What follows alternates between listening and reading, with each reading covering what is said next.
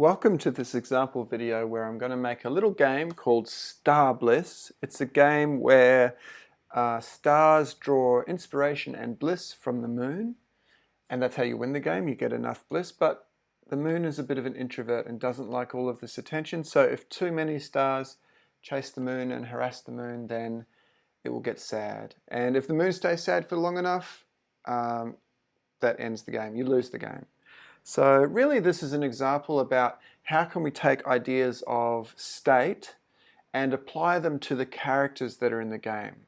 So stars are either twinkling or chasing or blissful, and the moon is either happy or sad, and depending on what state these characters are in, they will behave differently.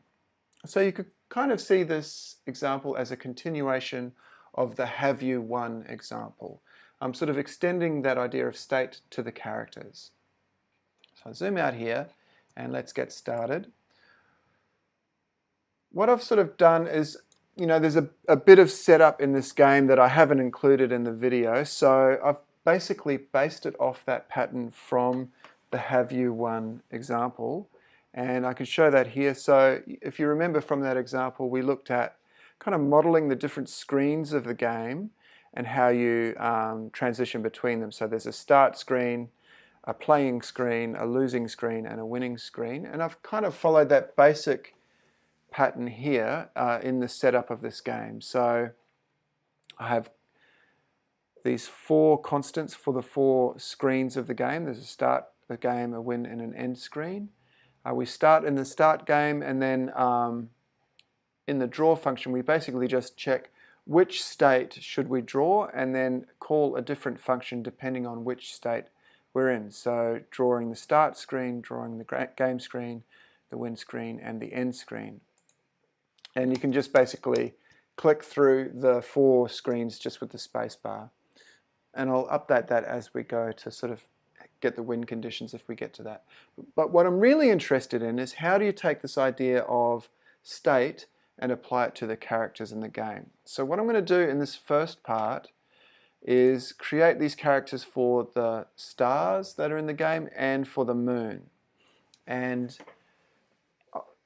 I just want to firstly create the characters, get them displaying on the screen with the right graphics, and then I'll think about how to use the idea of state to change how they behave as the game progresses. So let's start with the moon.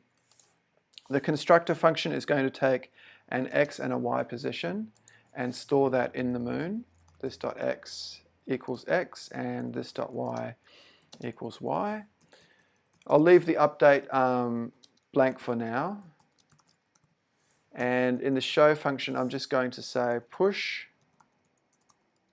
and pop, and then translate x, y, this dot x, this dot y.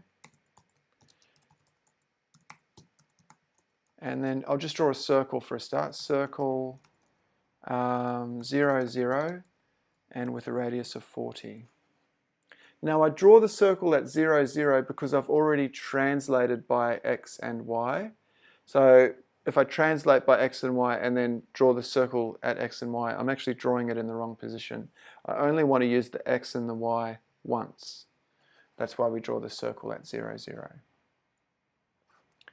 So that's enough for the moon class, and let's just draw the star class, fill in the first part of the star class quickly. So I'll say x and y in the constructor. This dot x equals x, this dot y equals y, and I'll leave the update blank for now. I'm going to have a function here called check state, which will determine which state the star is in. I'll leave that blank for now, and for the show I'll just say push, pop, translate this dot x, this dot y. I'm going to set the color of the star to be yellow. So I'll say fill. Actually, I won't bother doing that. I'll just draw a circle. I'm going to be using a graphic in a second anyway. So circle at 0, 0 and with a radius of 20. Save that. I've already linked these two files in my index.html before the video started. So in my sketch, I can go up to the top and let me variables for characters in the game. So I let star and let moon. And in my setup function, I'm going to say star equals new star at let's say 100 and height over 2, and moon equals new moon at 200 height over 2. I just want to see them on the screen basically. So I've created the variables there, and then what I want to do is draw them in my game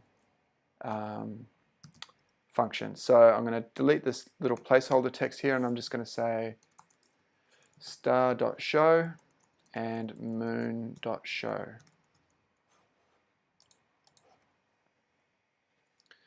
That's my first screen, and then I can see the star and the moon that's been drawn. Okay, now let's add the images that I made for my star and moon. So in this little folder here, I have different images depending on what state the stars are in and what state the moon is in. It's either happy or sad. So I've already added those images to the sketch folder. What I'm going to do is load them into an array in the preload function in sketch.js. So I've got an image for that start screen, which is already displaying there. I'm going to create an image, an array of images, not just a single image, for the star images and the moon images. So let's say let star images equals an empty array, and let moon images equals an empty array. And the reason I'm making an array is it's just going to keep the code a little bit tidier. I could create a separate image for each one of the expressions of the star or the moon, but that means it's going to be like 5 variables to keep track of. Instead here I can just keep track of these 2 arrays. So in my preload function, I'm going to say star images dot push load image, and then I'll give the path to the first of the images. So star dash twinkle dot png, and I'm going to do the same for the other star images, but instead of twinkle it's going to be star.chase and star.bliss. And I'll do the same for the moon images. So moon images push moon dash happy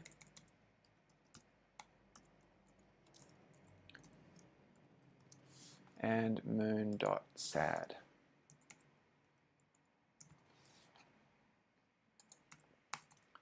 Now, whenever I work with images, I always just as a first step display them on the canvas just to make sure that everything has loaded correctly, and I can actually see I've got a missing bracket on these lines. It was highlighting them red for me.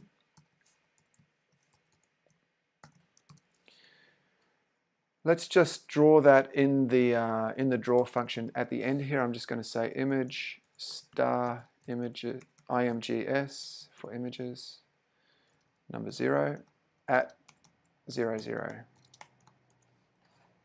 Run that. Yeah, I can see the star there, and I've already set image mode to center, which is why I just see the bottom quarter of the star, but it is displaying correctly. Number one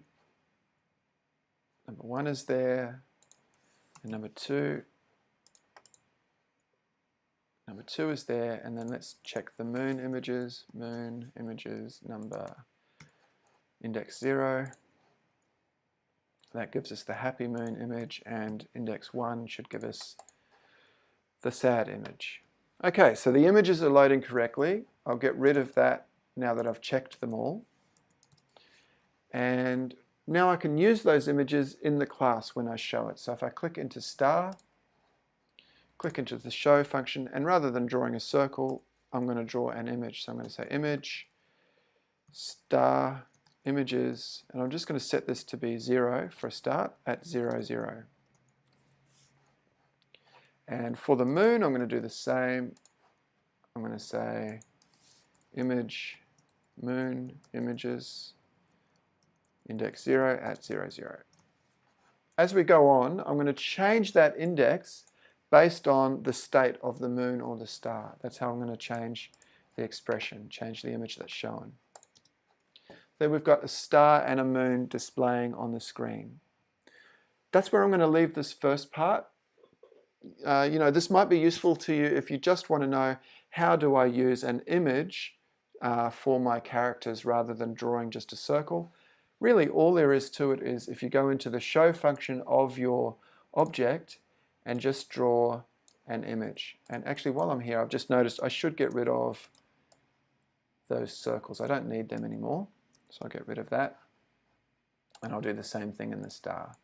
Get rid of the circle. I like to leave the like the kind of basic graphic, the circle or the rectangle there until I've got the image working, because often I forget to set the image mode to center and you'll get an offset error. I've seen that in a few of the examples that I've done. Okay, so happy star, happy moon.